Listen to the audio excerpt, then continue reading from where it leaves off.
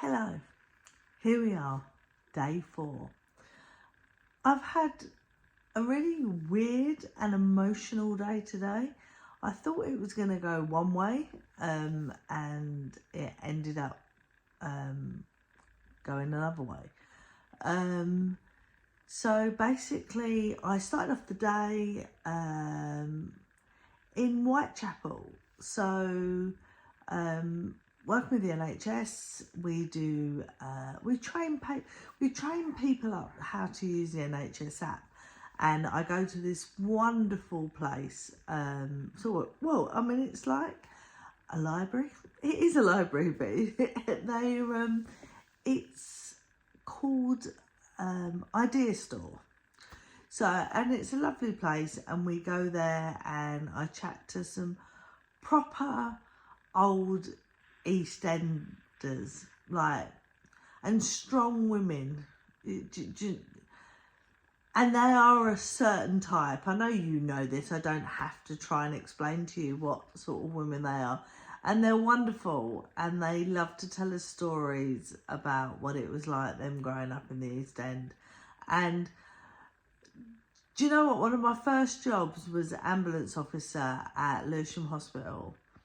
And my best time of the whole of the day was sitting down having a cup of tea with the women that had come up for clinics that were waiting for their ambulances to take them home. So not emergency ambulances, just like the ambulance transport.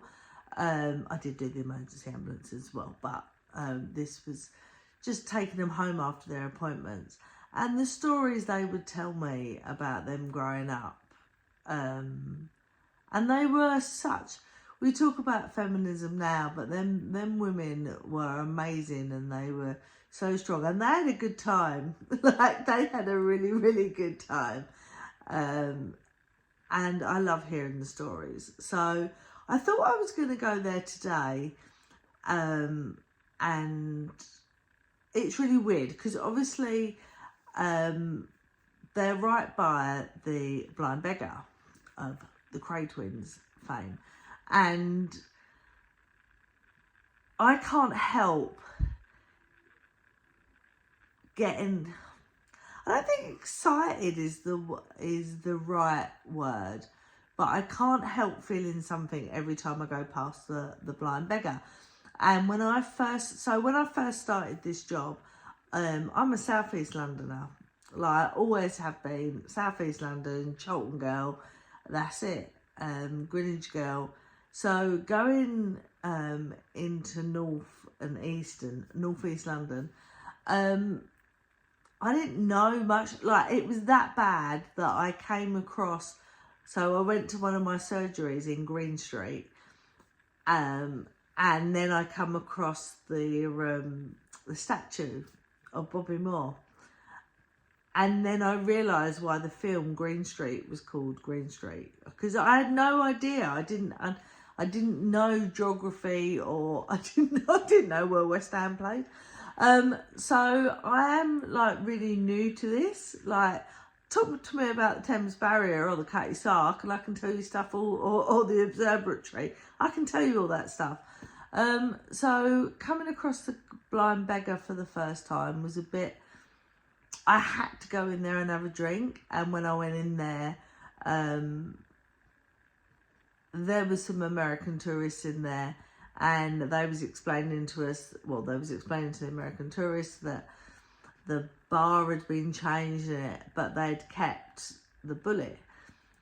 And I'm taking pictures of the bullet because they've done it in such a way that the bullet's still there, the bullet hole, with the original wallpaper. Why that's important, I don't know, but I'm just telling you that.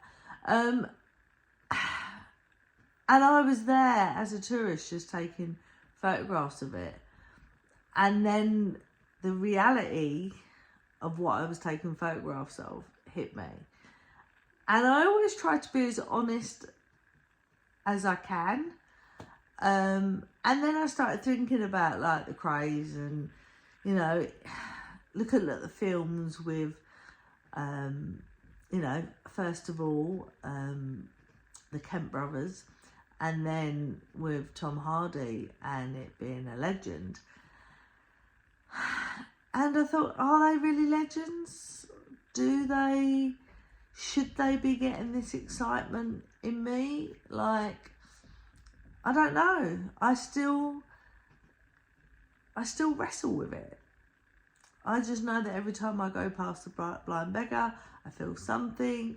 I think it's just history. I know it sounds really weird and really, but whatever it is, I just feel, and I love Whitechapel. I love everything about Whitechapel. I love the markets. I love Homerton Hospital. You know, I don't know. I feel a big connection to Whitechapel. I don't know why. Anyway, so that was how I was gonna do this diary, and it was all going to be about my feelings about the Krays twins and whether I thought they were legends or just we should not talk about them anymore and just let them fade into inconsistent. No, that's the wrong word. We should just let them fade out and not make them folklore heroes. And then we've got at the moment with Mr. Bates and the post office, and it's been amazing, and I really don't want to do any spoilers if you haven't seen the end of it. And it's horrendous. I can't think of a bigger miscarriage of justice, but then it makes me think that this case was only taken to court because there was 500 of them. If there had been 400 of them, would we be sitting here? We'd be watching a TV programme, drama about them. Would we even know about them? You know, people lost their lives. But every day, people put their faith in the justice system and it fails them. Not because they're not in the right, but because they can't afford the representation they need, or the other party can afford more representation. Which was borne out in the Mr. Bates versus post office when people were representing themselves. And I won't go into it now because I don't want to make this all about me. But I also know there's lots of people, and through my years of dealing with this and fighting for this, I know there's lots of people out there that, like me, like won our case in court when we were up against Holborn lawyers. So that even proves that if I'm up against Holborn lawyers and we win, we were right, but we didn't get the justice that we was deserved, and that's what's really wrong. Where millionaires and celebrities can get millions of compensation just for photographs, where other people can lose their houses, they can lose family members taking their lives, and we don't know about them because it happens every day and it gets brushed under the carpet. So it took a downward day, I don't know. And then just before I came to bed, just before I was about to start doing this, I had a message, and I won't name names and I won't go into details.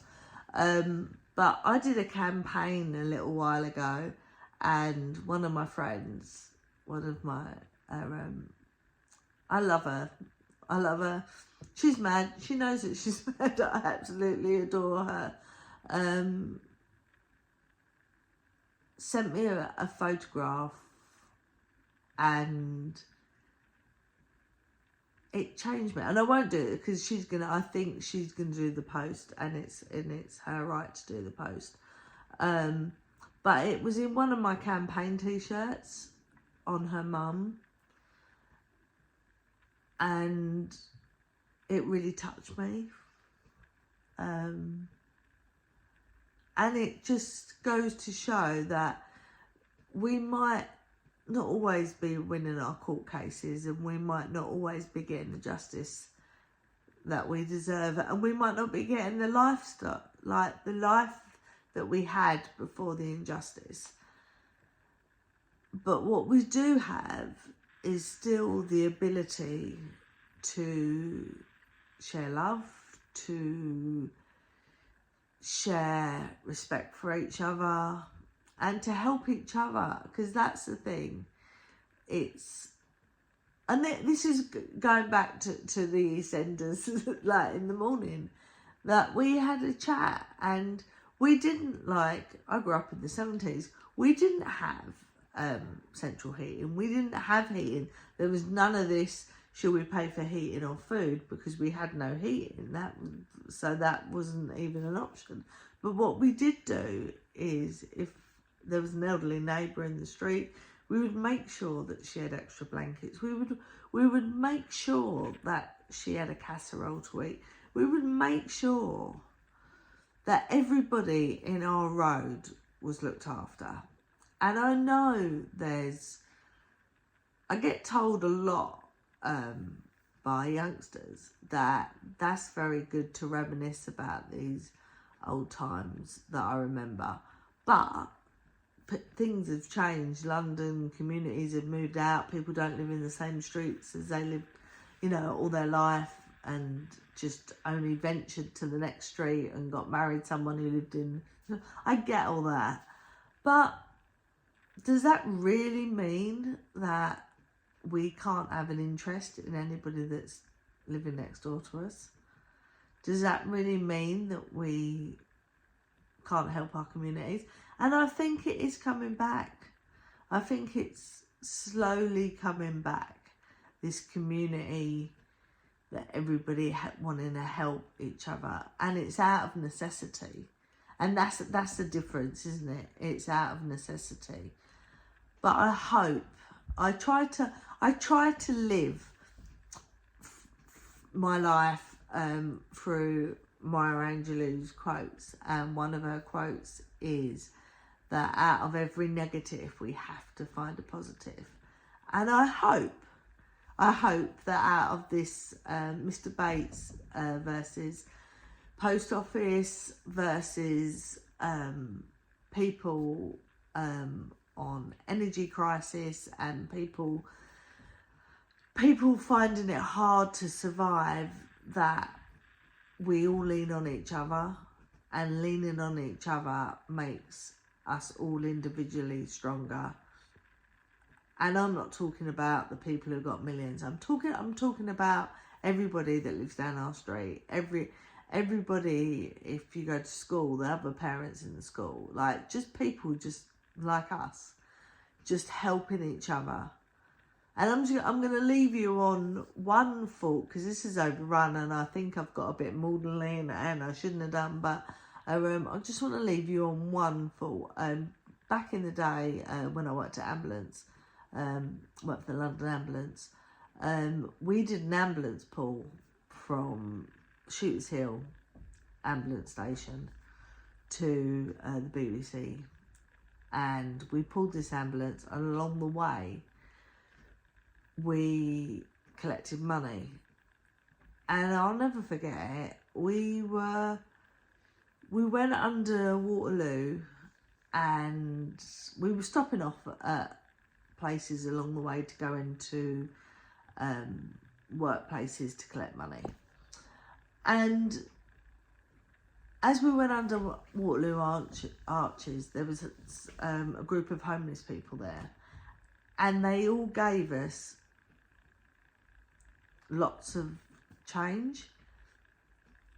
And in comparison to what that money meant to them, to when we went to the big companies, that if you percentagised it, if you put it into a percentage of what it meant to them, for them getting their next meal the next day, to what it did do for these companies. And I'll never forget an ambulance driver saying to me, you'll always find in this world that it's the people that are struggling, the people that can empathise with other people, are the people that will give more. And it's the people that have never had to go without, that have never had to struggle, they don't get it. They don't empathise. They just don't get it. And that has always stuck with me throughout my life, that these homeless people would give the money for their food that night. And if you put that, if you reverse that, or if you put that into other people will give what they can, but they would still eat. Anyway, I'm going off track and I'm getting very emotional, as you can see. But please, let's get back to them communities, because them communities were lovely, and that's what we need to make us a stronger country again. Let's not fight amongst ourselves. Let's help each other. And on that note, I'll say goodbye. Bye-bye.